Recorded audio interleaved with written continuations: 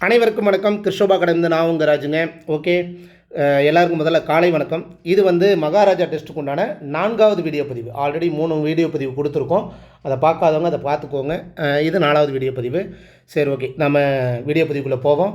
Already last 3வது video பதிவு கொஞ்சம் ஸ்பீடாக போன மாதிரி இருந்தது, எனக்கு தோணுச்சு.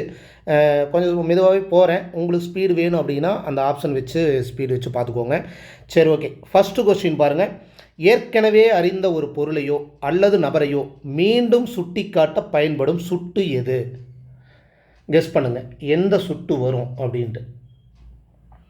ஏற்கனவே ஒரு அறிந்த பொருளை இல்லை ஒரு நபரையோ மீண்டும் சுட்டிக்காட்ட பயன்படும் சுட்டு எது அப்படின்னு கேட்குறாங்க. செய்மை சுட்டா, அண்மை சுட்டா, பண்டரி சுட்டா, புறச்சுட்டா? இதில் வந்து நம்ம புக்கில் இருக்கிறது வந்து அகச்சுட்டு, புறச்சுட்டு, செய்மை சுட்டு, அண்மை சுட்டு அப்படின்ட்டு ஒன்று இருக்குது.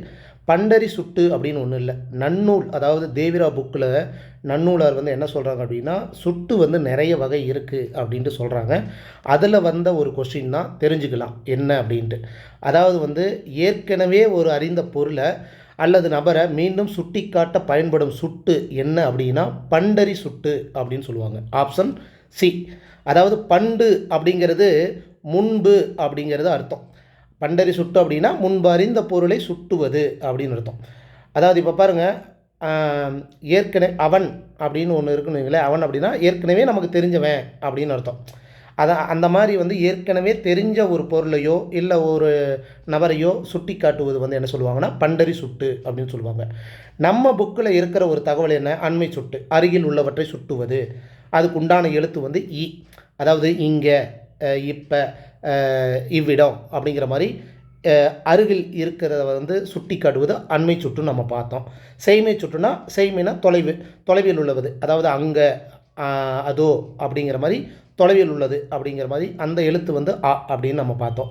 புறச்சுட்டு அப்படின்னா புறம்னா வெளியே, அகம்னா உள்ள, புறம்னா வெளியே. சுட்டெழுத்து வெளியே போனாலும் அர்த்தத்தை தருது அப்படின்னா அது புறச்சுட்டு, உள்ளேயே இருந்து அர்த்தத்தை தருதுன்னா அது அகச்சுட்டு அப்படிங்கிறத நம்ம புக்கில் இருக்கிற தகவல். கரெக்டுங்களா? இது இல்லாமல் ஒரு 10 சுட்டுகள் இருக்குது. அதாவது வந்து அண்மை சுட்டு, செய்மை சுட்டு, அகச்சுட்டு, புறச்சுட்டு. இது நம்ம புக்கில் இருக்கிறது. அது இல்லாமல் பொருளோடு புணர்ந்த சுட்டு, பொருளோடு புணராத சுட்டு, நெஞ்சரி சுட்டு, பண்டரி சுட்டு, உலகரி சுட்டு, சுட்டு அல்லா சுட்டு அப்படிங்கிற ஒரு வகை இருக்குது. அதை பற்றியும் நம்ம தெரிஞ்சுக்கலாம். சரிங்களா? அதாவது இப்போ இந்த 4 வகை நம்ம புக்கில் இருக்கா. இப்போ 5வது என்ன? அதாவது பொருளோடு புணர்ந்த சுட்டு அப்படின்னா என்னங்க அப்படின்னு கேட்டால், ஒரு பொருளோடு சுட்டு எழுத்து சேர்ந்து நிற்பது அப்படின்னு சொல்கிறாங்க. அது என்ன? ஒரு பொருளோடு சுட்டு எழுத்து சேர்ந்து நிற்பது அப்படிங்கும்போது உதாரணத்தை பார்த்தா உங்களுக்கு புரியும். இப்போ உன் புத்தகம் எது அப்படின்னா ஒரு பொருளோடு ஒரு சுட்டு, அதாவது எது, அதாவது உன் பள்ளி எது அப்படிங்கும்போது அந்த பொருளோடு அந்த சுட்டு எழுத்து ஆட் ஆகி வருது. புரியுதுங்களா? அப்போ இந்த புத்தகம், இப்புத்தகம், அந்த பள்ளி இதெல்லாம் வந்து பொருளோடு இருக்கிறதுனால அந்த சுட்டெழுத்து சேர்ந்து வர்றதுனால அதை என்னன்னு சொல்லுவாங்கன்னா பொருளோடு புணர்ந்த சுட்டு அப்படின்னு சொல்லுவாங்க. ஒன்று. இப்போ பொருளோடு புணராத சுட்டு அப்படின்னு ஒன்று சொல்கிறாங்க. அது எப்படி அப்படின்னு கேட்டால், இப்போ உன் புத்தகம் எது அப்படின்னு அவங்ககிட்ட ஒரு கொஸ்டின் கேட்டால் நீங்கள் என்ன சொல்கிறீங்க அப்படின்னா இதுதான் என் புத்தகம் அப்படிங்கிற மாதிரி அதோட முடிச்சுட்டீங்க. அப்போ அந்த அப்படிங்கிற இடத்துல பொருள் எதுவுமே இல்லை. அப்போ அதைத்தான் என்ன சொல்கிறாங்க அப்படின்னா பொருளோடு புணராத சுட்டு அப்படின்னு சொல்லுவாங்க. இப்போ உன் பள்ளி எதுரா அப்படின்னு கேட்டால் அது அவ்வளோதான். அதாவது ஷார்ட்டாக முடிக்கிற அந்த பக்கத்தில் எந்த சொல்லு இல்லாமல் இருந்தால் அதை தான் என்ன சொல்கிறாங்க பொருளோடு புணராத சுட்டு. நல்லா புரிஞ்சுக்கணும். பொருள் பக்கத்தில் இருக்குது அப்படின்னா பொருளோடு புணர்ந்த சுட்டு. பொருள் இல்லை, அது எது அப்படிங்கிற மாதிரி இந்த விஜய் டிவி ப்ரோக்ராம் மாதிரி வந்தது அப்படின்னா அதுதான் பொருளோடு புணராத சுட்டு அப்படின்ட்டு சொல்கிறாங்க. ஓகேவா? சரி, ரைட். அடுத்தது நெஞ்சரி சுட்டு அப்படின்னு ஒன்று சொல்கிறாங்க. அது என்ன? நெஞ்சரி சுட்டு பேசிக்கொள்பவரின் நெஞ்சுக்கு மட்டும் தெரிவது. அதாவது 2 பேர் பேசிகிட்டு இருக்கிறாங்க. எங்கே பாடுறா, நீ நாளைக்கு அதை எடுத்துகிட்டு வந்துடுறா மறக்காமல் அப்படின்னு ஒன்று சொல்கிறோம். அதுக்கு வந்து கண்டிப்பாக நான் அதை எடுத்துகிட்டு வந்துடுறேன்டா. அதாவது அவங்க 2 பேருக்கு மட்டும்தான் தெரியும் அந்த அப்படிங்கிறது, அந்த அப்படிங்கிறது எது அப்படிங்கிறது நமக்கு தெரியாது. அப்போ அவங்க என்ன சொல்கிறாங்கன்னா, நாளைக்கு நீ வரும்போது மறக்காமல் அதை எடுத்துகிட்டு வந்துடு, இவனு வந்து அப்படின்னு சொல்கிறாங்க இல்லையா? அப்போ அவங்க 2 பேர்த்துக்கு நடுவில் இருக்கிற அந்த அவங்க 2 பேர்த்து அந்த 2 பேர் நெஞ்சுக்கு மட்டும் தெரிகிற சுட்டை தான் என்ன சொல்கிறாங்கன்னா நெஞ்சரி சுட்டு அப்படின்னு சொல்கிறாங்க. ஓகேங்களா, தெரிஞ்சுக்கோங்க. ஓகே, அடுத்தது பண்டரி சுட்டு. அது என்ன பண்டரி சுட்டு அப்படின்னா, பண்டுனா அதான் இப்போ நம்ம பார்த்தோம் இல்லையா, முன்பு அப்படின்னு அர்த்தம். ஆல்ரெடி ஏற்கனவே தெரிஞ்ச ஒன்றை சுட்டுவது அப்படின்ட்டு. அதாவது நான் அந்த ஊரில் வேலை செஞ்சு கொண்டு இருந்தேன் அப்படிங்கும்போது நான் அவனைத்தான் கல்யாணம் பண்ணுவேன், அந்த பள்ளி தான் எனக்கு சிறந்த பள்ளி அப்படின்னா அது ஆல்ரெடி அவனுக்கு தெரிஞ்சது. இந்த ஊர், அவன், பள்ளி இதெல்லாம் வந்து தெரிஞ்சது. அதை பற்றியே பேசுகிறதுனால இதை என்ன சொல்கிறாங்க அப்படின்னா பண்டரி சுட்டு அப்படிங்கிறாங்க. அதுக்கு சரியான எழுத்து வழக்கு அப்படின்னா என்ன சொல்கிறோம்னா ஏற்கனவே அறிந்த சுட்டு அப்படிங்கிறத ஞாபகம் வச்சுக்கோங்க. ஓகேங்களா, சரி ரைட். அதுக்கப்புறம் உலகரி சுட்டு அப்படின்னு ஒன்று இருக்குது. அதனால் உலகரி சுட்டு அதாவது உலகத்துக்கே அதாவது எல்லாத்துக்குமே தெரிஞ்ச ஒரு சுட்டு. எப்படி தெரிஞ்சுக்கிறது அப்படின்னா மக்கள் அனைவரும் அறிந்த ஒரு பொருளை சுட்டுவது. அதை தான் வந்து என்ன சொல்கிறாங்க உலகரி சுட்டு அப்படின்னு சொல்கிறாங்க. என்ன அந்த கடவுள் இப்படி படைத்து விட்டான் அப்படின்னா கடவுள் அப்படிங்கிறது எல்லாத்துக்குமே தெரியும். அப்படிங்கும்போது பொதுவான ஒன்று. அப்போ அந்த கடவுள் புரியுதுங்களா, அந்த அப்படிங்கும்போது அது சுட்டு தானே, சுட்டு சொல்லு தானே. அப்படிங்கும்போது இந்த மாதிரி வர்றது என்ன சொல்கிறாங்க அப்படின்னா உலகரி சுட்டு அப்படின்னு சொல்கிறாங்க. ஓகேங்களா, புரியுதுங்களா, சரி ரைட். அடுத்தது கடைசியாக ஒன்று என்ன சொல்கிறாங்கன்னா சுட்டு அல்லா சுட்டு. அதனால் சுட்டு அல்லா சுட்டு அப்படின்னா நல்லா நோட் பண்ணிக்கோங்க. இப்போ சுட்டு எழுத்துக்களை பயன்படுத்தாமலே, அதாவது இந்த ஆ இ உ இதான சுட்டெழுத்து, இந்த சொற்கள் அதாவது இந்த எழுத்து இதை சார்ந்த சொற்கள் இல்லாமலேயே ஒரு பொருளை சுட்டி காட்டுறாங்க அப்படின்னா அதைத்தான் சுட்டு அல்லா சுட்டு அப்படிங்கிறாங்க. சரி, எப்படி தெரிஞ்சுக்கலாம் அப்படின்னா இப்போ ராமன் வந்தான், அவன் வில்லை வளைத்து சீதாவை மணந்தான் அப்படின்னா இந்த இடத்துல ராமன் வந்தான் அவன் அப்படிங்கும்போது ராமன் தானே. அப்போ அவன்கிற சுட்டெழுத்து சுட்டு சொல்லு வந்துருச்சு. ஓகே, இது வந்து ராமனை சுட்டி காட்டுது, தெரிஞ்சு போச்சு. இதே இடத்துல ராமன் வந்தான் தசரத மைந்தன் வில்லை வளைத்து சீதையை மணந்தான் அப்படின்னு இருக்குன்னு வைங்களேன். இப்போ தசரத மைந்தன் அப்படின்னாலும் ராமன் தான், புரியுதுங்களா. அவன் அப்படிங்கிற இடத்துல அவனுக்கு உண்டான அவனுக்கு உண்டான ஒரு சிறப்பு பேரோ பட்டப்பெயரோ ஒன்று போட்டுட்டு சொல்லியிருக்காங்க. அப்படிங்கும்போது அதுவும் அவன் தான் அப்படிங்கும்போது அப்போ அவன் இவன் எவன் அப்படிங்கிற அந்த சுட்டெழுத்து பயன்படுத்தாமலேயே வர்றது. இதைத்தான் என்ன சொல்கிறாங்க சுட்டு அல்லா சுட்டு. அவ்வளோதான். ஓகேங்களா, புரியுதுங்களா, சரி ரைட். அப்போ அகச்சுட்டு, புறச்சுட்டு, செய்மை சுட்டு, அண்மை சுட்டு, இது இல்லாமல் என்னென்ன சுட்டுகள் இருக்குது அப்படிங்கிறத ஓரளவுக்கு தெரிஞ்சுக்கிட்டிங்கன்னா கூட போதும். இன்கேஸ் வந்து இதை சார்ந்து ஏதாவது கொஸ்டின் கேட்டால் கூட ஓகே அப்படின்னு புரிஞ்சுக்கலாம். அவ்வளோதான். பொருளோடு புணர்ந்த சுட்டு, பொருளோடு புணராத சுட்டு, நெஞ்சரி சுட்டு, 2 பேத்துக்கு மட்டும் தெரிகிற ஒரு சுட்டு எழுத்துக்கள். பண்டரி சுட்டு அப்படின்னா ஏற்கனவே அறிந்த சுட்டு. உலகரி சுட்டுனா உலகத்துக்கே எல்லாத்துக்குமே மக்கள் அனைவருக்குமே தெரிஞ்ச ஒரு சுட்டு.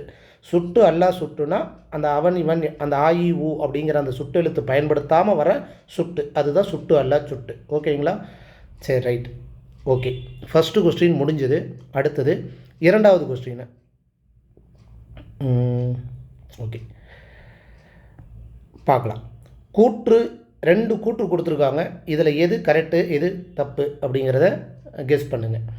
கூற்று 1 என்ன சொல்கிறாங்க, சார்பெழுத்துக்கள் முதல் எழுத்துக்கள் பிறக்கும் இடத்திலேயே பிறக்கும் அப்படிங்கிறாங்க. சார்பெழுத்துக்கள் வந்து முதல் எழுத்துக்கள் பிறக்கும் இடத்திலேயே பிறக்கும் அப்படிங்கிறாங்க. 2வது கூற்று சார்பெழுத்துக்கள் தனித்து இயங்கும் ஆற்றல் கொண்டவை அப்படின்னு சொல்கிறாங்க. இதில் எது சரி எது தவறு, ரெண்டுமே சரியா இல்லை ரெண்டுமே தவறா அப்படிங்கிறத கெஸ் பண்ணுங்கள்.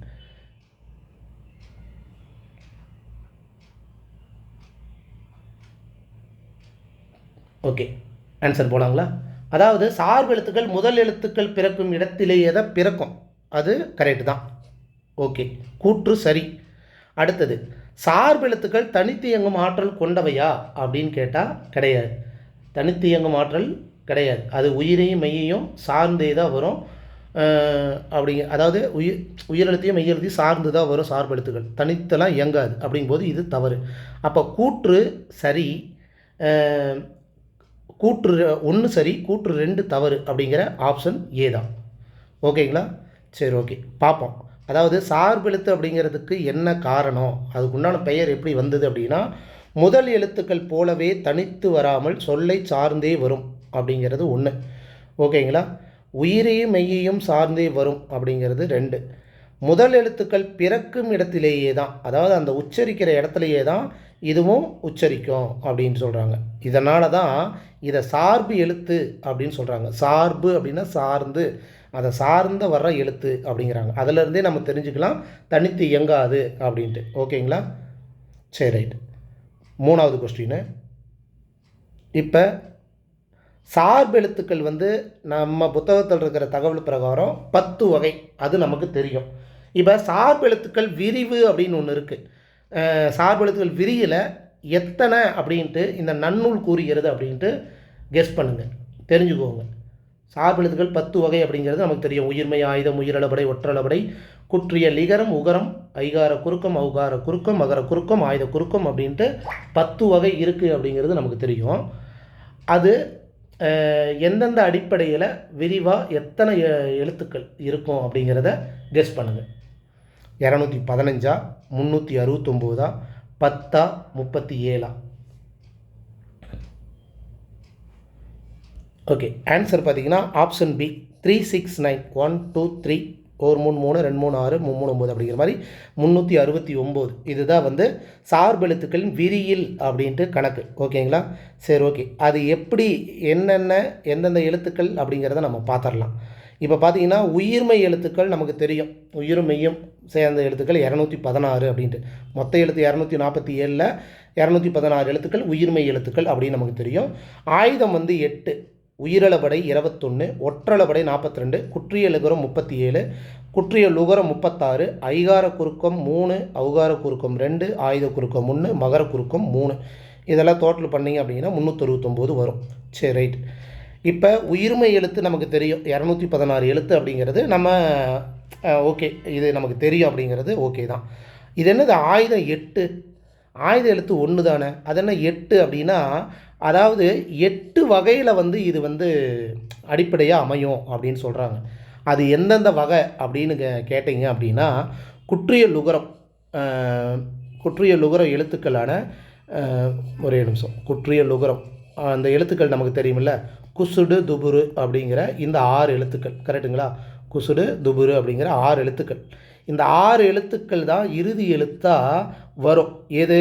இப்போ எக்கு அப்படின்னு வச்சுக்கோங்களேன், அப்போ இந்த எக்கு கூ வரும். அப்புறம் வந்து கக்ஸு, சரி ஓகே கக்ஸுன்னே வச்சுக்கலாம். கக்ஸு அப்படின்னா அந்த இடத்துலையும் சூ தான் வரும். அப்புறம் வந்து இந்த மாதிரி ஒவ்வொரு எழுத்துக்களும் இப்போ தூ வச்சு என்னதுன்னா அக்து, ஆ ஆ இக்கு து, அக்து. அதேமாரி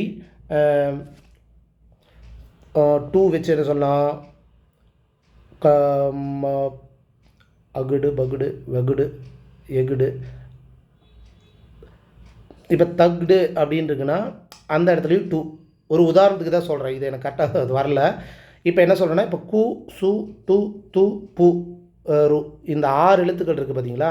இந்த 6 எழுத்துக்கள் முன்னாடி, அதாவது இடையில வந்து ஆயுத எழுத்து வரும். மொத்தம் 6 டைப் வருதா? இது 1. ஓகே, 6 ஆச்சு. அப்புறம் புணர்ச்சி விதி பிரகாரம் தோன்றல் விகாரப்படி 1. அது எப்படி அப்படின்னா, இப்போ வந்து இப்போ அவு கூட்டல் கடிய, அவு கூட்டல் கடிய அப்படின்னு இருக்குன்னு வைங்களேன், அது வந்து என்னவா மாறும் அப்படின்னா அக்கடிய அப்படின்னு தான் தெரியும். இப்போ இந்த இடத்துல என்ன ஆகுது அப்படின்னா திரிதல் விகாரம் இவ்வானது இக்கா மாறி இருக்கு. புணர்ச்சி விதி பிரகாரம் இப்படி ஒரு வகை. இப்போ இது ஒன்றா 6 + 1 7 ஆச்சா? அடுத்தது வந்து தோன்றல் விகாரம், அதாவது வந்து ஆ ப்ளஸ் கான் அப்படின்னு சேர்த்து எழுதணும் அப்படின்னா அக்கான் அப்படின்னு தான் தெரியும். அப்படிங்கும்போது இது வந்து தோன்றல் விகாரம், அதாவது ஆவும் காணும் சேர்ந்தானா அந்த இடத்துல வந்து அக்குங்கிறது புதுசாக தோன்றுது. இது தோன்றல் விகாரம். அப்போ இது ஒன்றா, அப்போ 6 + 1 + 1 இந்த மாதிரி 8 வகையாக வந்து அமையும் அப்படிங்கிறதான் இதனுடைய விளக்கமே. புரியுதுங்களா? ஓகே. உயிரிழபடை 21. உயிரிழபடை 21 அப்படின்னா உயிரிழபடைனா இப்போ உயிரெழுத்துக்கள் வந்து நெட்டெழுத்துக்கள் 7 தான் வந்து அளபடையில் அளபெடுக்கும் அப்படின்னு நம்ம பார்த்துருக்கோம். அதாவது இந்த ஆ இ உ, அப்புறம் ஏ, அப்புறம் ஐ, அப்புறம் ஓ, 1 2 3 4 5 6 அப்புறம் அவ். இப்போ இந்த 7 எழுத்துக்கு தான் அளவெடுக்கும், நெடில் எழுத்துக்கு அதுக்கப்புறம் குறில் எழுத்து அளவெடுக்கும் அப்படின்ட்டு நம்ம அளபடையில் படிச்சிருக்கோம். அப்போ 7 × 3 3 வகையாக, அதாவது இன்னிசை அளபடை, சொல்லிசை அளபடை, இசைநேர அளபடை, இந்த 3 அளபடை இருக்குது பார்த்தீங்களா, அந்த வகையில் அளவெடுக்கும். அப்படிங்கும்போது 7 3 21 அப்படின்ட்டு சொல்கிறாங்க. ஓகேங்களா. ஒற்றளபடை நம்ம ஆல்ரெடி போன வீடியோ பதிவு பார்த்துருந்தா தெரிஞ்சிருக்கும். ஒற்றளபடை அப்படிங்கிறது ஒற்றளபடையில் உள்ள எழுத்துக்கள் வந்து மொத்தம் 11. எங்கே எழுதலாம், இதை அழிச்சிட்டு நான் எழுதுகிறேன். ஒற்றளபடை போன வீடியோலையும் நம்ம சொல்லியிருந்தோம். ஒற்றளபடையில் வந்து மொத்தம் ஞஞ்சன நம்மன அப்படிங்கிற 6 எழுத்து, அப்புறம் வயலில் அப்படிங்கிற ஒரு 4 எழுத்து, ஆயுத எழுத்து 1, மொத்தம் 11 எழுத்து. 11 எழுத்து 4 வகையில் வந்து அளவெடுக்கும் அப்படின்னு சொல்லிட்டு 44 இடம். அதில் ஆயுத எழுத்து மட்டும் 2 இடத்துல அளவெடுக்காது. அப்போ 2 கழிச்சிட்டோம் அப்படின்னா 42 இடம் அப்படின்னு நம்ம சொல்லியிருந்தோம். அப்படிங்கும்போது ஒற்றளபடை 42. குற்றியல் உகரம் 37. இதனுடைய விளக்கம், அதாவது இதனுடைய விளக்கம் எல்லாமே நான் மறுபடியும் ஒரு வீடியோ பதிவில் தெளிவாக உங்களுக்கு சொல்லிடுறேன். சரிங்களா. இப்போ 369ங்கிறது ஞாபகம் வச்சுக்கோங்க. குற்றியல் உகரம் 37, குற்றியல் உகரம் ஊர்ன குறைச்சி 36ன்னு வச்சுக்கோங்க. இப்போ இந்த வருஷ பிரகாரம் உங்களுக்கு தெரிஞ்சுது அப்படின்னா இதெல்லாம் கொஞ்சம் ஓரளவுக்கு கெஸ் பண்ணிடலாம். 21 டபுளாக போட்டால் 42, 37 1 குறைச்சா 36, 1 2 கூட்டினா 3, மேலேயும் 3 கீழேயும் 3 அப்படிங்கிற மாதிரி ஞாபகம் வச்சுக்கோங்க. ஆனால் இதை நீங்கள் வரிசையாக எழுதணும். உயிர்மை, ஆயுதம், உயிரடபடை, ஒற்றளபடை, குற்றியலுகரம், குற்றியலுகரம், ஐகார குறுக்கும், அதாவது குற்றிய லிகரம், அப்புறம் குற்றியலுகரம் நோட் பண்ணிக்கோங்க. ஐகார, அவுகாரம், ஆயுதம், மகரம் அப்படின்னு நோட் பண்ணிவிட்டு இப்படி எழுதிட்டிங்கன்னா உங்களுக்கு ஈஸியாக இருக்கும். எத்தனை வகை அப்படின்னா கொஞ்சம் தெரிஞ்சுக்கலாம். ஓகேங்களா. சரி, ரைட். அடுத்தது 4வது கொஸ்டின். ஓகே, அதை சார்ந்து தான் வருது. இதில் அந்த விளக்கத்தையும் பார்த்துடலாம். அக்கான் என்பதில் உள்ள கான் என்பது ஒரு சொல்லின் பொருளை குறிக்கும் அப்படின்னு சொல்கிறாங்க கூற்று. காரணம் என்ன சொல்கிறாங்க, கான் என்பது எழுத்துக்களை குறிக்க பயன்படும் ஒரு சாரியை ஆகும் அப்படிங்கிறாங்க. கூற்று சரியா தவறா, ரெண்டுமே சரியா இல்லை ரெண்டுமே தவறா அப்படிங்கிறத கெஸ் பண்ணுங்கள்.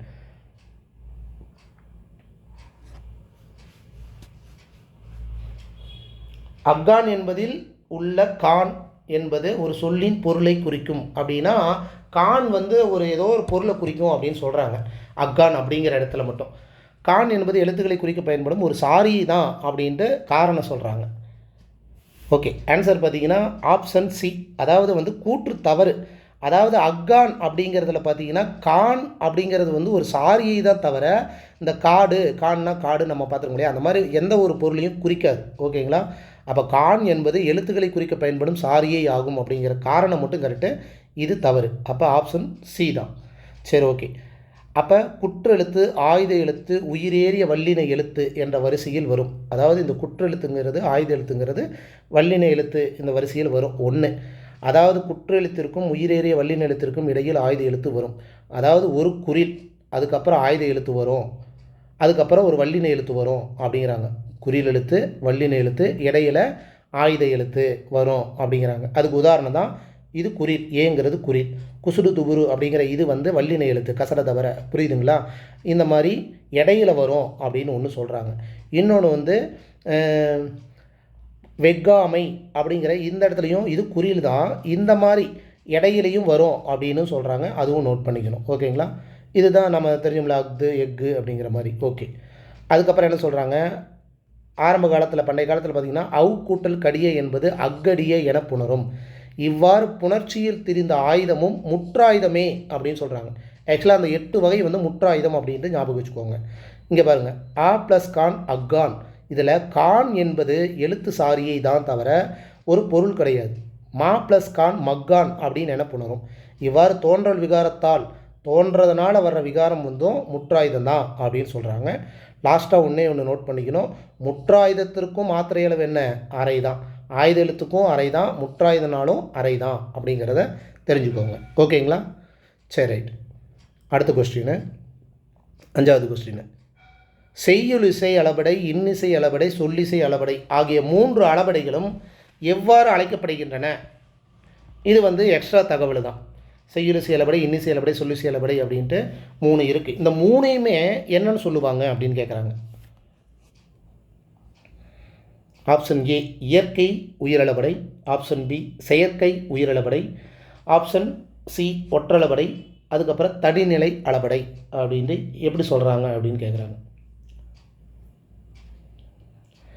ஆக்சுவலாக இந்த மூணையுமே என்ன சொல்லுவாங்கன்னா, செய்யுளிசை, இன்னிசை, சொல்லிசை, இதை மூணையுமே என்ன சொல்லுவாங்க அப்படின்னா செயற்கை உயிரளபடை அப்படின்னு சொல்லுவாங்க. ஓகேங்களா? எதனால் சொல்கிறாங்க அப்படிங்கிறதையும் நம்ம பார்த்துடலாம். அதாவது இந்த மூணுமே பார்த்திங்கன்னா செய்யுளின் தேவை கருதி, ஒரு நிமிஷங்க, அதாவது பார்த்திங்கன்னா இந்த மூணுமே வந்து அதாவது அந்த செய்யுளை ஏற்ற புலவனால் ஏற்றுக்கொள்ளப்படுவது அப்படிங்கிறதுனால தான் இதை வந்து என்ன சொல்கிறாங்கன்னா செயற்கை உயிரளபடை அப்படின்னு சொல்லுவாங்க. சரி, ரைட்டு. அப்போ இயற்கை உயிரளபடை எப்படி தெரிஞ்சுக்கலாம் அப்படின்னா, பொதுவாக எல்லாத்துக்குமே படித்தவங்க படிக்காதவங்க எல்லாத்துக்குமே இயல்பாக இருக்கிற அளபடை தான் வந்து என்ன சொல்லுவாங்கன்னா இயற்கை உயிரளபடை அப்படிம்பாங்க. அதாவது வந்து ஐயோ போய்விட்டாரே அப்படிங்கிற ஒரு புலம்பல் இருக்குது பார்த்தீங்களா? இப்போ ஐயோ அப்படிங்கும்போது ஓ அப்படிங்கிற நெடிலுக்கு அப்புறம் ஓ அப்படிங்கிற குறில் வருது. அப்போ இந்த மாதிரி அளபடையில் வந்து எல்லாத்துக்குமே தெரியும். உப்பு அப்படிங்கிற விற்கிற வியாபாரத்தில் கூட பார்த்திங்கன்னா இதுலேயும் ஓ அப்படிங்கிற நெடில் குறில் அப்படின்னு வரும். இது எல்லாமே படித்தவங்க படிக்காத எல்லாத்துக்கும் தெரிகிறதுனால தான் இது என்ன சொல்கிறாங்க இயற்கை உயிரளபடை அப்படின்னு சொல்கிறாங்க. இது புக்கில் இல்லாத தகவல் தேவிரா புக்கில் இருக்குது, தெரிஞ்சுக்கோங்க. ஓகேங்களா? சரி, ரைட். அடுத்த கொஸ்டின், சந்தியக்கரம் அப்படிங்கிற சொல்லோட பொருள் என்ன அப்படின்னு கேட்குறாங்க. சந்தியக்கரம் அப்படின்னா என்ன?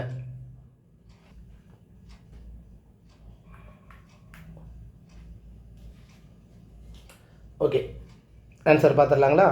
சந்தியக்கரம் அப்படிங்கிறது வந்து ஆக்சுவலாக கூட்டெழுத்து தான் வந்து சந்தியக்கரம் அப்படின்னு சொல்லுவாங்க. அதாவது வந்து இப்போ வந்து ஆ ப்ளஸ் இ இந்த ரெண்டு எழுத்து சேர்ந்தால் ஐ அப்படிங்கிற மாதிரி மாறும். இதே வந்து ஆ ப்ளஸ் உ இது சேர்ந்தால் அவு அப்படிங்கிற மாதிரி உயிரெழுத்துலேயே ரெண்டு எழுத்து சேர்ந்தால் இதை தான் வந்து சந்தியக்கரம் அப்படின்னு சொல்லுவாங்க. சந்தியக்கரம் அப்படிங்கிறதுக்கு கூட்டெழுத்து அப்படிங்கிற ஒரு அர்த்தம் இருக்குது. சந்தி அப்படின்னா கூட்டு, அட்சரம் இது நம்ம இந்த அயற்சொல் நம்ம பார்த்தோம் இல்லைங்களா, அட்சரம் அக்கரம் இதெல்லாம் வந்து எழுத்து அப்படிங்கிற ஒரு அர்த்தத்தை தரும். அப்போ சந்தி அக்கரம் அப்படின்னா கூட்டு எழுத்து அப்படின்னு அர்த்தம். ஓகே, அடுத்தது அகரமும் இகரமும் சேர்ந்து ஐகாரம் போன்று ஒலிக்கும். இதை தான் நம்ம முன்னாடி சொன்னேன். ஆவும் ஈ சேர்ந்தால் ஆஇ அப்படிங்கிற ஐயா மாறும்.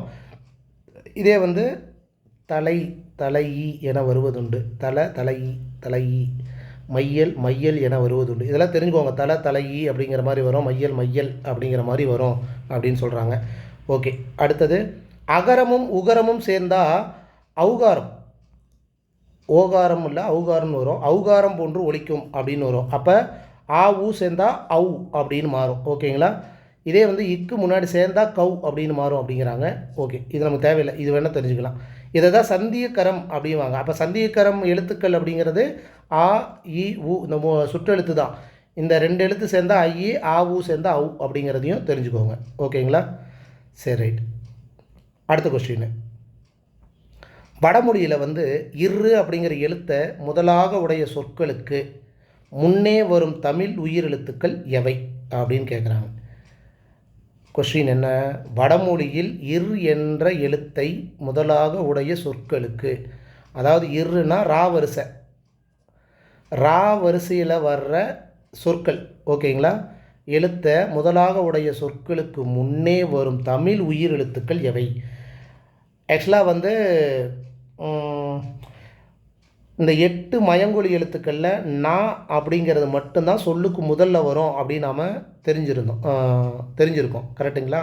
அப்போ மீதி வந்து இந்த லா லா லா அப்புறம் ரா அப்புறம் ரா அப்புறம் நா அப்புறம் நா இதெல்லாம் வந்து சொல்லுக்கு முதல்ல வராது அப்படின்னு தெரிஞ்சு போச்சு. சப்போஸ் இந்த மாதிரி ரா வருது அப்படின்னா அதுக்கு முன்னாடி எந்த உயிரெழுத்துக்கள் வரும் அப்படின்னு கேட்குறாங்க. கெஸ் பண்ணுங்கள். ரா அப்படின்னு முதல் எழுத்து வந்ததுன்னா அது தமிழ் சொல் கிடையாது, அயற்சொல். ஓகேங்களா? வட சொல். ஓகே, ஆன்சர் பார்த்தீங்கன்னா சுட்டெழுத்துக்கள் தான் வரும். அதாவது ஆ இ உ அப்படின்ட்டு தான் வரும். எப்படி அப்படின்னு கேட்டால், இப்போ ரங்க அப்படின்னு ஒரு பேர் இருந்தால் அதுக்கு முன்னாடி ஆ சேர்த்துவாங்க, அரங்கன் அப்படின்ட்டு. ராமன் அப்படின்ட்டு இருந்தால் இராமன் அப்படின்னு ஈ சேர்த்துவாங்க, அதுதான் தமிழ் சொல். ரோமம் அப்படின்னா உரோமம் அப்படின்னு சேர்த்துவாங்க. அப்போ இந்த ஆ இ உ அப்படிங்கிற இந்த 3 எழுத்து தான் முன்னாடி வரும் அப்படின்ட்டு சொல்கிறாங்க. ஓகேங்களா? சரி, ரைட். இது சுட்டெழுத்து சம்பந்தமாக வர்றதுனால கொண்டு வந்த கொஸ்டின். ஓகே, அடுத்தது வலித்தல் விகாரம் அப்படின்னா என்ன ஆக்சுவலாக விகாரத்தில் நிறைய வகை இருக்குது. இதில் வலித்தல் விகாரம் அப்படின்னு ஒன்று இருக்குது. அதை பற்றி நம்ம தெரிஞ்சுக்கலாம். என்னது வலித்தல் விகாரம்?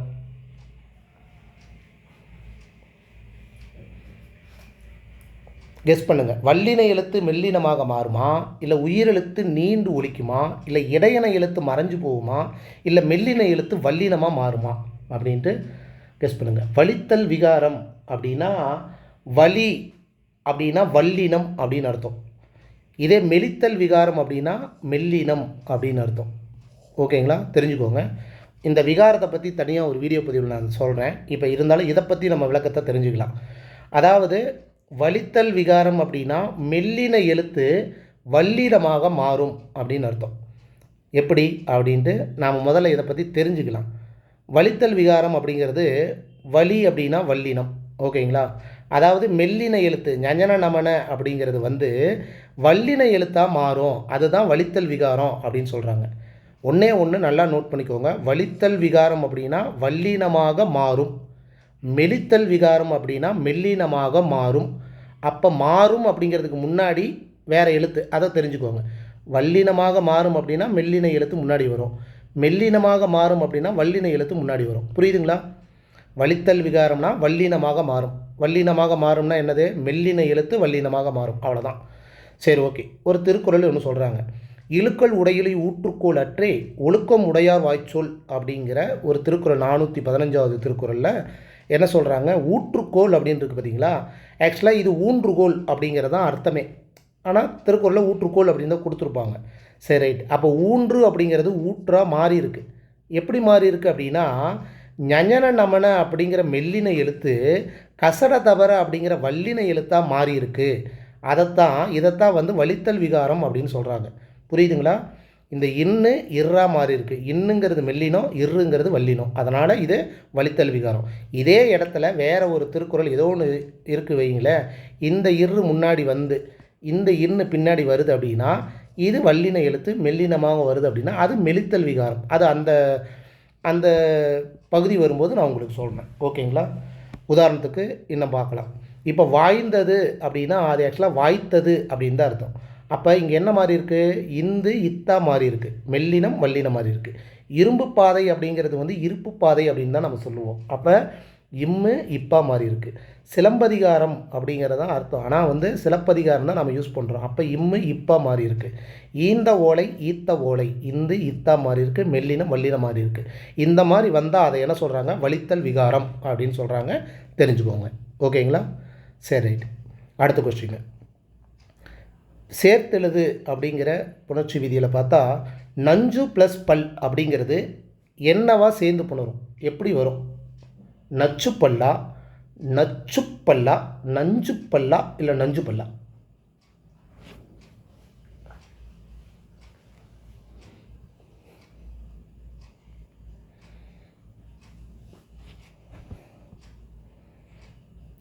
இப்போ இதுக்கு முன்னாடி ஒரு 8வது கொஸ்டினை பார்த்தோம். அந்த வலித்தல் விகாரத்தில் இடம்பெற்றிருக்கு. அவ்வளோதான். நஞ்சு கூட்டல் பல் எப்படி புணரும் அப்படின்னா நச்சுப்பல் அப்படின்னு தான் புணரும். ஓகேங்களா? அதாவது இஞ்சு மெல்லினம் வல்லினமாக மாறும். இதுவும் வலித்தல் விகாரம் தான்.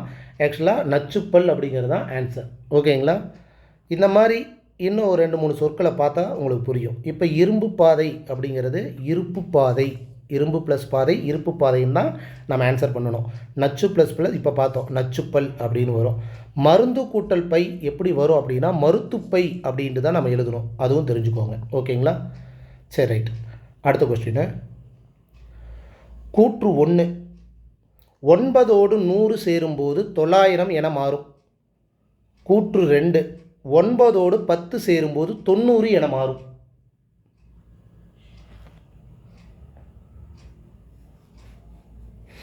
அதாவது 9 + 100 அப்படின்னா 900 அப்படிங்கிறாங்க. இதே 9 + 10 என்ன சொல்கிறாங்க? 90 அப்படிங்கிறாங்க. சரியா தவறா? ரெண்டுமே சரிதான். 9 + 100 அது என்ன 90 தானே வரும் அப்படின்னு நம்ம டக்குன்னு யோசிப்போம். 9 + 10 என்னது 9 + 10னா அதுவும் 90 தானே அப்படிங்கிற மாதிரி வரும். சரி ரைட்டு. அப்போ எது சரி அப்படிங்கிறத நம்ம பார்க்கணும். இப்போ ஒரு உதாரணத்துக்கு இதை வந்து நன்னூலில் அழகாக விளக்கியிருப்பாங்க, அதை நான் சொல்கிறேன்.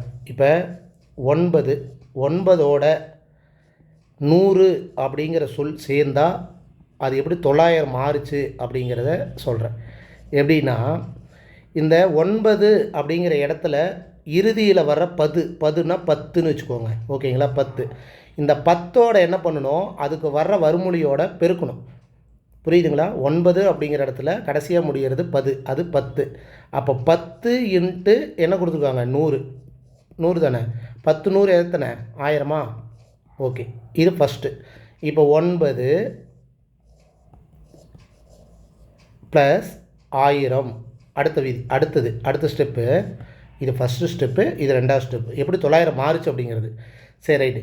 இப்போ 9 + 1000 அப்படிங்கிற வரும்போது என்ன சொல்கிறாங்க அப்படின்னா, இதுக்கு முன்னாடி இத்து சேர்த்திக்கணும் அப்படிங்கிறாங்க. இத்து + 9 + 1000 அப்படின்ட்டு சேர்த்திக்கோங்க அப்படிங்கிறாங்க.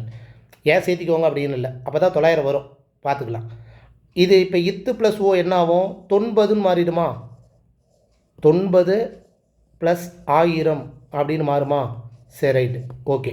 இப்போ 90ல் என்ன சொல்கிறாங்க, இந்த 10 தூக்கிடுங்க அப்படிங்கிறாங்க. அப்போ 90 + 1000 அப்படின்னு மாறும். 90 + 1000 கையெழுத்து புரியலைன்னா நான் சொல்லும்போதே கொஞ்சம் புரிஞ்சுக்கோங்க. 90 + 1000 அப்படின்னு மாறிடும். கடைசியாக என்ன சொல்கிறாங்க, இந்த இன்னி இல்லா திரியும் அப்படிங்கிறாங்க. அப்போ 90ங்கிறது தொல்லா மாறி 1000 அப்படின்ட்டு சேரும். அப்போ இப்போ சேர்த்து எழுதுனா இல்லு ப்ளஸ் உடல் மேல் உயிர் வந்து ஒன்றுவது இயல்பே அப்படிங்கிற கான்செப்ட் பிரகாரம் 900 அப்படின்ட்டு மாறும். இப்போ புரியுதுங்களா 900 எப்படி வந்தது அப்படின்னு? 9 + 100 அப்படிங்கிறது 900 அப்படிங்கிறது தான் ஆன்சரே. இப்படி தான் வந்து புணரும் அப்படின்னு சொல்கிறாங்க.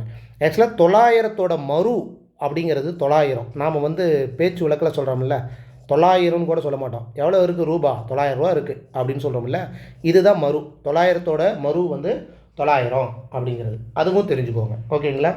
சரி ரைட்டு. இப்போ 9 + 1000 பார்த்துட்டுமா? இப்போ 9 + 10ஐயும் பார்த்துடலாமா? கொஞ்சம் ஈஸியாக டக்குன்னு பார்த்துடலாமா? சரி ரைட். இப்போ 9 + 10 10 அப்படிங்கும்போது நம்ம என்ன சொல்லியிருக்கோம், இந்த 10ஓட அந்த 10ஐ பெருக்கணும், கரெக்டுங்களா? அங்கே 100 இருக்குதுன்னா 100ஆல் பெருக்கணும், இங்கே 10 இருக்குனால 10ஆல் பெருக்கிறோம். அப்போ பைத் எத்தனை, 100. அப்போ 9 + 100ஆக மாறிடும், கரெக்டுங்களா? ஓகே. அப்போ 9ஓட என்ன சொல்கிறாங்க, இத்து சேர்த்து சொல்கிறாங்க. அப்போ இத்து சேர்த்தா என்ன ஆகும், 90 ஆகிடும், கரெக்டாக? அப்போ 90 + 100, கரெக்டுங்களா? ஓகே. 90ல் என்ன சொல்கிறாங்க, 10 தூக்கிடுங்க அப்படிங்கிறாங்க. அப்போ 90 + 100, கரெக்டுங்களா? ஓகே. இன்ன இல்லா மாற்ற சொல்கிறாங்க. அப்போ 90 + 100 இப்படி எழுதிக்கிறேன், 100. அப்போ இப்போ என்ன ஆகும், 90 + 100 என்ன ஆகும் அப்படின்னா, இந்த இல்லு இன்னா மாறி 90 அப்படின்னு மாறிடும், ஓகேங்களா? அதாவது திரியும் 90 அப்படின்னு தெரியும். அப்போ 9 + 10 அப்படிங்கிறது 90 அப்படிங்கிறது ஆன்சர், ஓகேங்களா? ரெண்டுமே சரி. சரி ரைட். அடுத்த கொஸ்டின் போகலாங்களா? புரியுதுங்களா? அதை நீங்கள் மறுபடியும் போட்டு பார்த்தீங்கன்னா உங்களுக்கு புரியும். ரைட். அடுத்தது, பின்வருவனவற்றுள் தற்கிழமை அல்லாத தொடர் எது அப்படின்னு கேட்குறாங்க. பின்வருவனவற்றுள் தற்கிழமை. இப்போ இந்த வேற்றுமையில் பார்த்தீங்கன்னா பிரிதின் கிழமை, தற்கிழமை அப்படின்ட்டு 2 வகை இருக்குது. அப்போ தற்கிழமை அல்லாத தொடர் அப்படின்னா முதல்ல தற்கிழமைனா என்ன, பிரிதின் கிழமைனா என்ன அப்படின்னு நமக்கு தெரிஞ்சிருக்கணும்.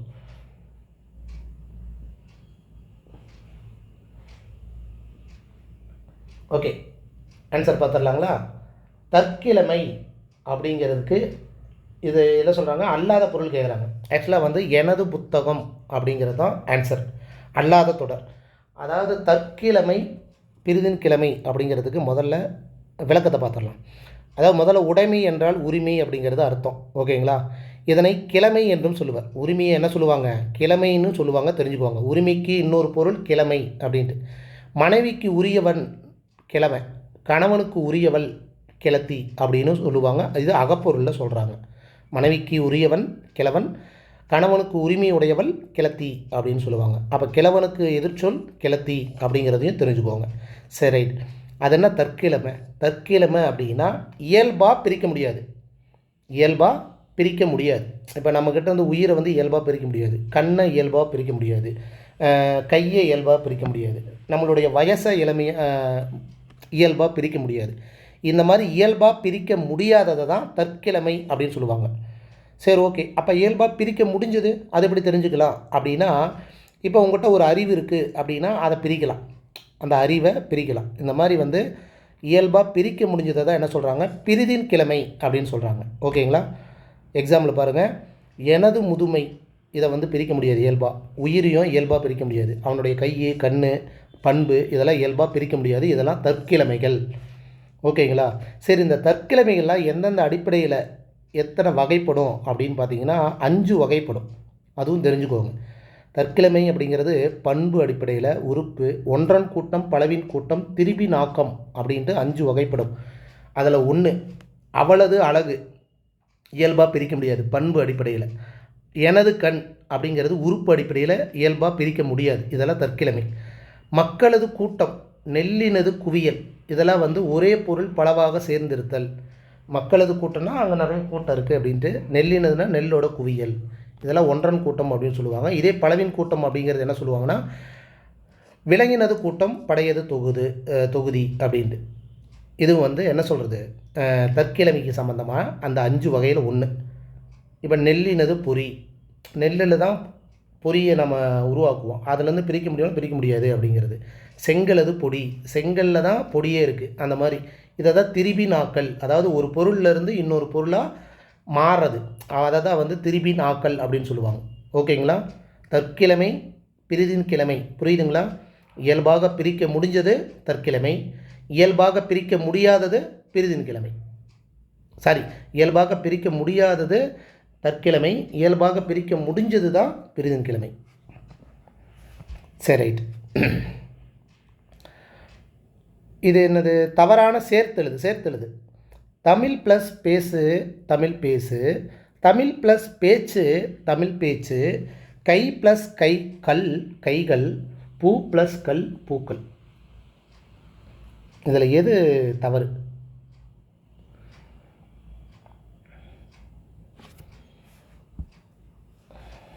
வல்லின மிகும் மிகா இடம் அப்படிங்கிறத தெரிஞ்சிருந்தால் இந்த கான்செப்ட் கொஞ்சம் ஈஸியாக இருக்கும்.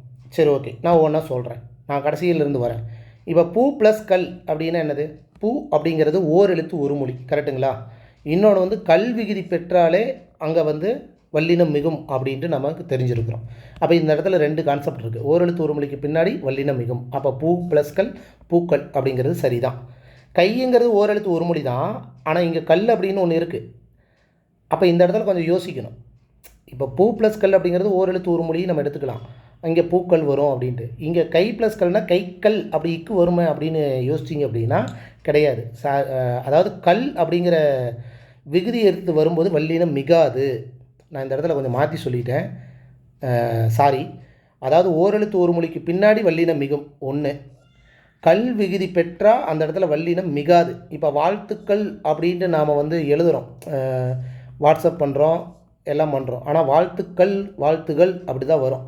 அவள் கல் விகுதி வரும்போது வல்லினம் மிகாது. அப்போ கை ப்ளஸ் கல் அப்படிங்கும்போது கைகள், இது கரெக்டு தான். ஓகேங்களா? சரி, ரைட்டு. தமிழ் ப்ளஸ் பேச்சு தமிழ் பேச்சு, தமிழ் ப்ளஸ் பேசு தமிழ் பேசு, இதில் எதுங்க கரெக்டு அப்படின்னு கேட்டால் தமிழ் ப்ளஸ் பேச்சு கரெக்டு தான். ஏன்னா இது வந்து இருபெயரொட்டு பண்பு தொகையில் வரும். இப்போ தமிழ் ப்ளஸ் பேச்சு அப்படின்னா தமிழை பேச்சு அப்படின்னு நம்ம சொல்லுவோமா? இப்போ தமிழ் ப்ளஸ் பேசு அப்படின்னா தமிழை பேசு அப்படின்னு நம்ம சொல்லலாம். ஆங்கிலம் ப்ளஸ் பேசு அப்படின்னா ஆங்கிலத்தை பேசு, இங்கிலீஷில் பேசு, தமிழில் பேசு அப்படின்னு நம்ம சொல்கிறோம்ல. அப்போ தமிழை பேசு, புரியுதுங்களா? 2ஆம் வேற்றுமை உருவான ஐ வந்து மறைஞ்சு வந்திருக்கு. அப்போ இந்த இடத்துல வல்லினம் மிகாது. வெளிப்படையாக வந்தால் தான் வல்லினம் மிகும். இது வந்து இருபெயரொட்டு பண்பு தொகை. தமிழ் பேச்சு,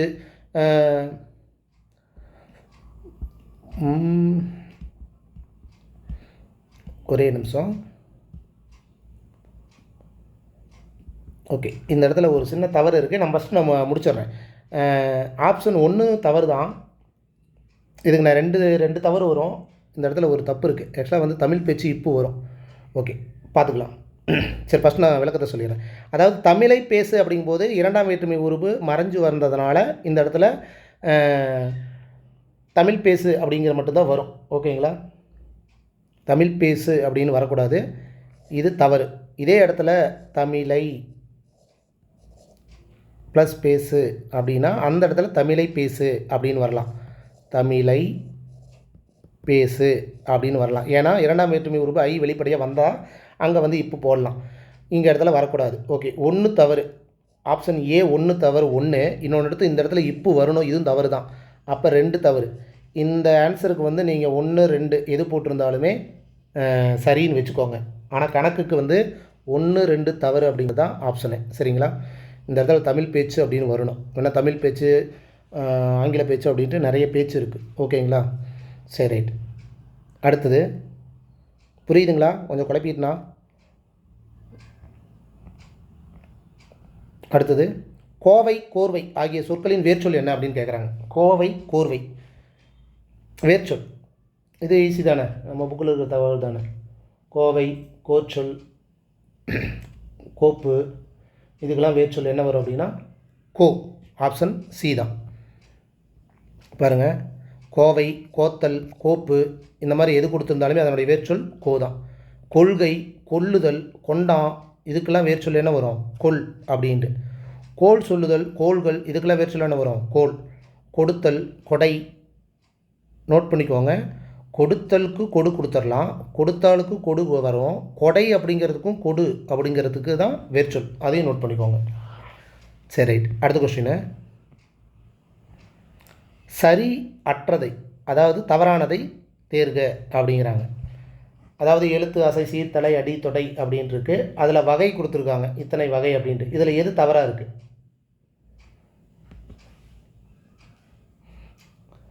அடி 5 வகைப்படும், தொடை 8 வகைப்படும், தலை 6 வகைப்படும், அசை 2 வகைப்படும். ஓகே, ஆன்சர் பார்த்துடலாங்களா? தலை அப்படிங்கிறது ஆக்சுவலாக 7 வகைப்படும், இங்கே 6ன்னு கொடுத்துருக்காங்க. அப்போ இதுதான் தவறு. அடிங்கிறது, அசைங்கிறது 2, நேரசை, நிறையசை. சீருங்கிறது 4, ஓரசை, ஈரசை, மூவசை, நாலசை அப்படிங்கிறது. தலை வந்து மொத்தம் 7 தலை இருக்குது. 7 தலையை வந்து எப்படி தெரிஞ்சுக்கலாம்? இப்படி இதை மட்டும் நோட் பண்ணிங்கன்னா கூட போதும். அதாவது ஆசிரியர் தலையில் வந்து நேரொன்று ஆசிரியர் தலை, நிறையொன்று ஆசிரியர் தலை அப்படின்னு 2 இருக்குது. வெண்டலையில் இயற்சீர் வெண்டலை, வெண்சீர் வெண்டலை அப்படின்னு 2 இருக்குது. கலித்தலை 1 இருக்குது. அப்புறம் வஞ்சித்தலை, ஒன்றிய வஞ்சித்தலை, ஒன்றாத வஞ்சித்தலை அப்படின்ட்டு இருக்குது. அப்போ மொத்தம் 7 இருக்குது. ஓகேங்களா? அடுத்தது குரலடி முதல் களிநடி, குரலடி, அளவடி, சிந்தடி, களிநடிலடி, நெடிலடி அப்படின்ட்டு 5 இருக்குது. இது ஓகே தான். தொடை வந்து 8 வகை இருக்குது, அது 8 வகை இருக்குது, அது கரெக்டு தான். அப்போ இதில் தலை அப்படிங்கிறது 6 வகைன்னு கொடுத்துருவாங்க, இதுதான் தவறு. ஓகே, அடுத்த கொஸ்டினுங்க. மோப்பக்குலையும் அனிச்சம் முகம் திரிந்து நோக்கக்குலையும் விருந்து அப்படின்னு ஒரு குரலை கொடுத்துட்டு இதில் எந்த அணி வந்திருக்கு அப்படின்னு கேட்குறாங்க. அப்போ நம்ம அணிக்கு உண்டான விளக்கம் தெரிஞ்சிருக்கணும், இந்த திருக்குறளுக்கு உண்டான அர்த்தமும் தெரிஞ்சிருந்தால் தான் நமக்கு கொஞ்சம் ஈஸியாக புரியும். அனிச்சம்பூ வந்து மோந்து பார்த்தா வாடும். அதேமாரி ஒரு விருந்தினர்கள் வந்தாங்கன்னா, முகம் மாறினாங்கன்னா, நாம் திடீர்னு மூஞ்சி காட்டினோம்னா அவங்க முகமும் வாடும் அப்படிங்கிறது தான் ஒரு கணக்கு. இதனுடைய அர்த்தமே. சரி, ஓகே. ஆக்சுவலாக வந்து ஆப்ஷன் டி எடுத்துக்காட்டு ஊமை அணி தான். அதாவது வந்து ஊம உறுப்பு வந்து வெளிப்படையாக வராமல் மறைஞ்சு வர்றது. வெளிப்படையாக வந்தால் அது ஊமை அணி, வெளிப்படையாக வராமல் வந்ததுன்னா அது எடுத்துக்காட்டு ஊமை அணி. விளக்கத்தையும் பார்த்துடலாம். அதாவது ஊம உருபான போல, போன்ற இதெல்லாம் வந்து வெளிப்படையாக வரும் அப்படின்னா அது ஊமை அணி. மறைஞ்சு வருது அப்படின்னா அது என்ன சொல்கிறோம்? எடுத்துக்காட்டு ஊமை அணி. அனிச்சம்பூவை மோந்து பார்த்தா வாடும். அதுபோல் விருந்தினர் வரும்போது நம்ம முகத்தை சுழித்தோம் அப்படின்னா அவங்க மனசு வாடும் அப்படிங்கும்போது அப்போ அதுபோல் அப்படிங்கிறது மறைஞ்சிருக்கு. அப்போ இது என்ன சொல்லுவோம்? எடுத்துக்காட்டு ஊமை அணி அப்படின்ட்டு எடுத்துக்கலாம். சரி, ரைட். அடுத்தது ஒட்டு அணி அப்படிங்கிறதோட மற்றொரு பெயர் என்ன அப்படின்னு கேட்குறாங்க. அணிலேயே நிறைய அணி இருக்குது. இந்த ஒட்டு அணி நமக்கு புத்தகத்தில் தகவல் இல்லை, இருந்தாலும் தெரிஞ்சுக்கலாம். ஒட்டு அணி அப்படிங்கிறதுக்கு இன்னொரு பேர் என்ன அப்படின்னா என்ன?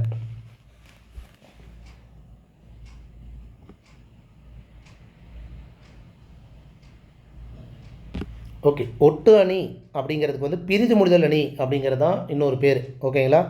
பாருங்கள், அதாவது இது தற்குறிப்பேற்ற அணிக்கும் ஒட்டு அணிக்கும் ஒரு சின்ன வித்தியாசம் தான் இருக்கும். அதாவது கவிஞன் தான் கூற கருதிய கருத்தை கூறாமல் மறைச்சு அதற்கு ஒத்த வேறு ஒன்றை கூறுவதன் மூலம் தன் கருத்தை வெளிப்படுத்துவது.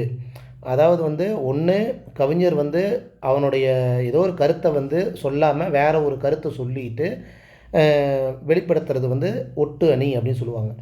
இதே வந்து கவிஞர் வந்து தான் கூற கருதிய கருத்தை வந்து ஏதோ ஒரு இதில் புகுத்தி இதுதான் நான் கூறினது அப்படின்னு சொல்கிறதும் தற்குறிப்பேற்ற அணி அப்படின்னு நம்ம பார்த்துருக்கோம், பார்க்கலாம். ஒட்டு அணி அப்படின்னு ஒன்று இருக்குது.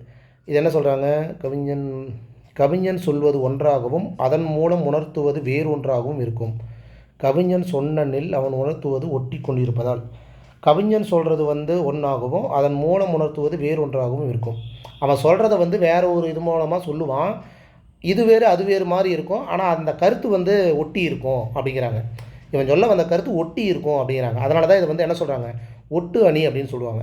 இதற்கு என்னென்ன பேர் இருக்குது அப்படிங்கிறதையும் தெரிஞ்சுக்குவாங்க. ஒட்டு அணிக்கு வந்து பிரிது மொழிதல் அணி, இதை நம்ம புத்தகத்தில் இருக்கிற அணி. பிரிது மொழிதல் அணி, ஒட்டு அணி, நுவலா நுவர்ச்சி அணி அப்படிங்கிற ஒரு பேர் இருக்குது. உள்ளுரை ஓமம், உள்ளுரை ஓமம்னா உள்ளத்தில், அதாவது உள்ளுக்குள்ளே ஓமம் இருக்குது அப்படின்ட்டு. ஓம போலி அப்படிங்கிற ஒரு பேர் இருக்குது அப்படிங்கிறதையும் தெரிஞ்சுக்கோங்க. ஓகேங்களா? சரி, ரைட். அடுத்தது ஆக்சுவலாக லகர லகர வேறுபாடு தான்.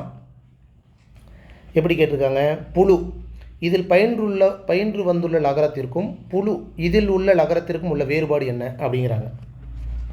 ஆக்சுவலாக இந்த புழுக்கு என்ன அர்த்தம், இந்த புழுக்கு என்ன அர்த்தம் அப்படிங்கிறத பாக்கியமாக கேட்டிருக்காங்க, அவ்வளோதான் வித்தியாசம்.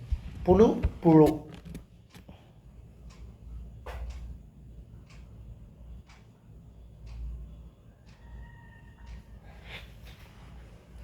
ஓகே, பார்த்துடலாம். இந்த புழு நமக்கு தெரியும் ஒரு உயிரினத்தை குறிக்கும் அப்படின்ட்டு, கரெக்டுங்களா? இந்த புழு அப்படிங்கிறதுக்கு 10 அப்படிங்கிற ஒரு நம்பரை குறிக்கும், அதையும் தெரிஞ்சுக்கோங்க. ஒன்று எண்ணையும் மற்றொன்று உயிரினத்தையும் குறிக்கும் அப்படிங்கிறது நல்லா நோட் பண்ணிக்கணும். இந்த புழு அப்படிங்கிறதுக்கு 10 அப்படிங்கிறது ஞாபகம் வச்சுக்கோங்க, சரிங்களா? அப்போ இன்னொரு புழு இருக்குது, அந்த புழுவுக்கு வந்து நம்ம விளக்கத்தை அப்புறம் பார்த்துக்கலாம். இந்த புழுக்கு மட்டும் ஞாபகம் வச்சுக்கோங்க. ஓகே, அடுத்தது திராவிட மொழிகளிலேயே அதிகப்படியான ஒலிகளை கொண்ட மொழி எது? திராவிட மொழிகளில் எந்தெந்த லாங்குவேஜ் இருக்கிறது நம்ம பார்ப்போம். அதுலேயே அதிகமாக சவுண்ட் இருக்கிற மொழி எது அப்படின்னு ஒரு கொஸ்டின் கேட்டால் எந்த மொழி?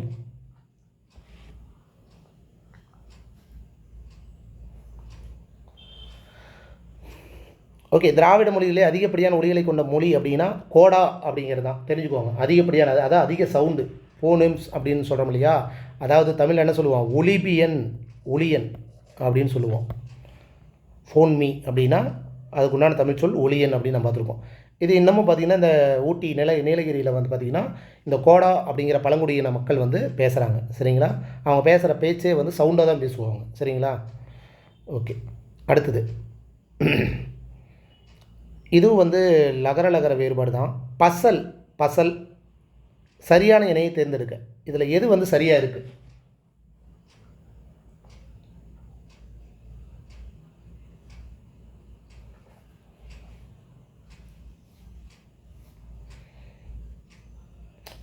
ஓகே, பார்த்துடலாங்களா?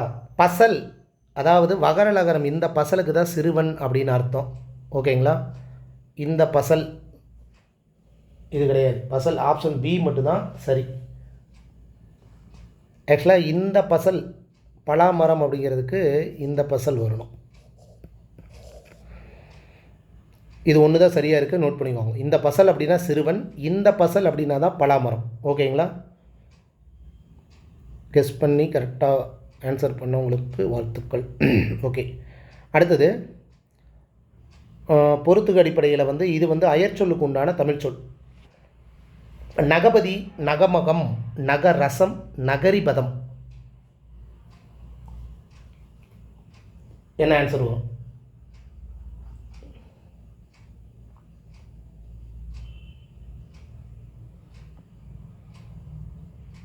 ஓகே, பார்த்துடலாங்களா? அயற்சொல்லுக்கு உண்டான தமிழ் சொல் வந்து நகபதி அப்படிங்கிறது வந்து இமயம் அப்படின்னு அர்த்தம், ஓகேங்களா? நகமகம் அப்படின்னா வில்லு, நகமகம் அப்படின்னா வில்லு.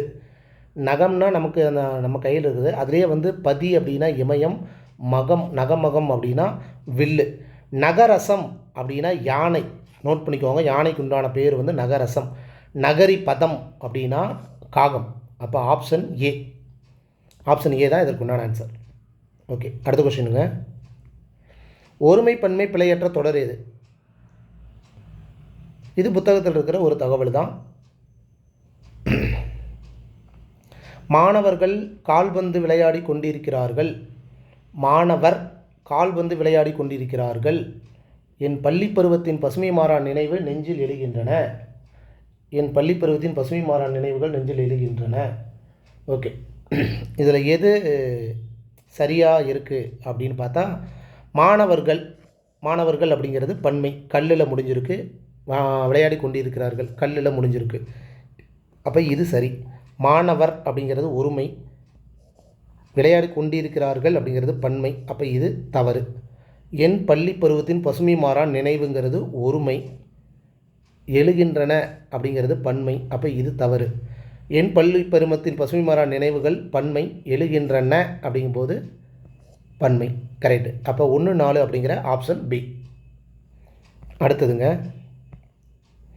சரியான தொடரை காண்க. இது ஒருமை பன்மை அடிப்படையில் தான்.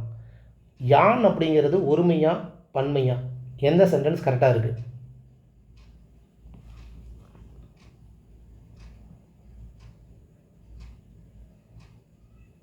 ஓகே, யான் அப்படிங்கிறது ஒருமை தான். அப்போ யான் அப்படிங்கிறது வந்தேன், ஓகே. ஆனால் யான் தாம் அப்படின்னு வரக்கூடாது. யான் தான் வந்தேன் அப்படிங்கிறது இந்த சென்டென்ஸ் தான் கரெக்டு. ஓகேங்களா? இது நான் தான் வரணும், இங்கே நான் தாம் கொடுத்துருக்கு. யான் தான் ஓகே, இங்கே வந்தோம்னு பன்மையில் கொடுத்துருக்கு. ஆப்ஷன் பி மட்டும்தான் கரெக்டாக இருக்குது. யான் தான் வந்தேன்.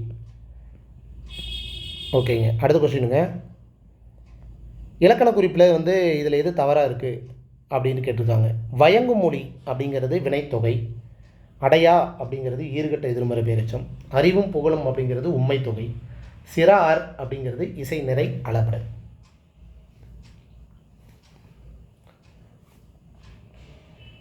வயங்கு மொழி, வயங்குகின்ற மொழி, வயங்கும் மொழி அப்படிங்கிற முக்காலத்தையும் உணர்த்துது. ஓகே, இது வினைத்தொகை தான். அடையா செல்வம் அப்படிங்கிற மாதிரி ஈறுகட்ட எதிர்மறை பெயரெச்சம் தான். அடையாத அப்படிங்கிற மாதிரி ஈறுகட்ட எதிர்மறை பெயரெச்சம் தான். ஓகே தான். அறிவும் புகழும் அப்படிங்கிற இடத்துல உம் அப்படின்ட்டு இடையிலையும் இறுதியிலையும் வெளிப்படையாக வந்தது அப்படின்னா அதுக்கு எண்ணும்மை அப்படின்னு தான் நாம் பார்த்துருக்கோம். இங்கே உண்மை தொகை அப்படின்னு கொடுத்துருக்காங்க. அப்போ இது தவறு. அடுத்தது சிறார் அப்படிங்கிறது இசை நிறை அளபடை தான். ஓகே, அப்போ எது தவறாக இருக்குது? Option C. அடுத்த கொஸ்டினுங்க. சேய்மை சுட்டுக்குரிய எழுத்து இ, அண்மை சுட்டுக்குரிய எழுத்து அ. கூற்று 1, 2 சரியா தவறா?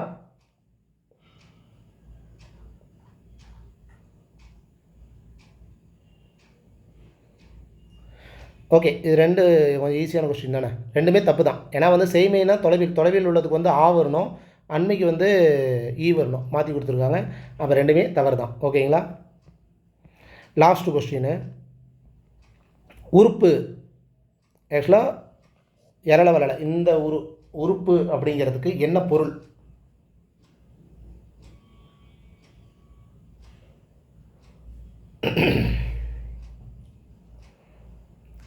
சரி, ஓகே. உறுப்பு அப்படிங்கிறதுக்கு வெப்பம் அப்படிங்கிறதான் அர்த்தமே. நோட் பண்ணிக்கோங்க. உறுப்பு அப்படிங்கிறதுக்கு வெப்பம் அப்படிங்கிறதான் இதுதான் ஆன்சர். சரி, ஓகேங்க. ஆக்சுவலாக 25 கொஸ்டின் முடிஞ்சுது. எத்தனை கொஸ்டின் நீங்கள் ஆன்சர் கரெக்டாக போட்டிருக்கீங்க அப்படிங்கிறத பார்த்துக்கோங்க. ஒவ்வொரு வீடியோ பதிவிலும் ஒரு எக்ஸ்ட்ரா இன்ஃபர்மேஷன் வந்தால் நோட் பண்ணி வச்சுக்கோங்க. ரீகால் பண்ணும்போது கொஞ்சம் யூஸ்ஃபுல்லாக இருக்கும். இந்த வீடியோ பதிவு உங்களுக்கு யூஸ்ஃபுல்லாக இருக்கும் அப்படிங்கிற நம்பிக்கையோட, யூஸ்ஃபுல்லாக இருந்தால் லைக் கொடுங்க, கமெண்ட் பாக்ஸில் உங்களை கருத்துக்களை சொல்லுங்கள். உங்களுக்கு பிடிச்சிருந்தால் உங்கள் ஃப்ரெண்ட்ஸுக்கும் ஷேர் பண்ணுங்கள். நல்லா இருக்குது அப்படின்னா ஃப்ரெண்ட்ஸுக்கும் ஷேர் பண்ணுங்கள். மறுபடியும் அடுத்த வீடியோ பதிவில் நான் மறுபடியும் உங்களை சந்திக்கிறேன். இத்துடன் கிறிஸ்டோபா அகாடமிலேருந்து நான் உங்கள் ராஜுங்க. தேங்க்யூ.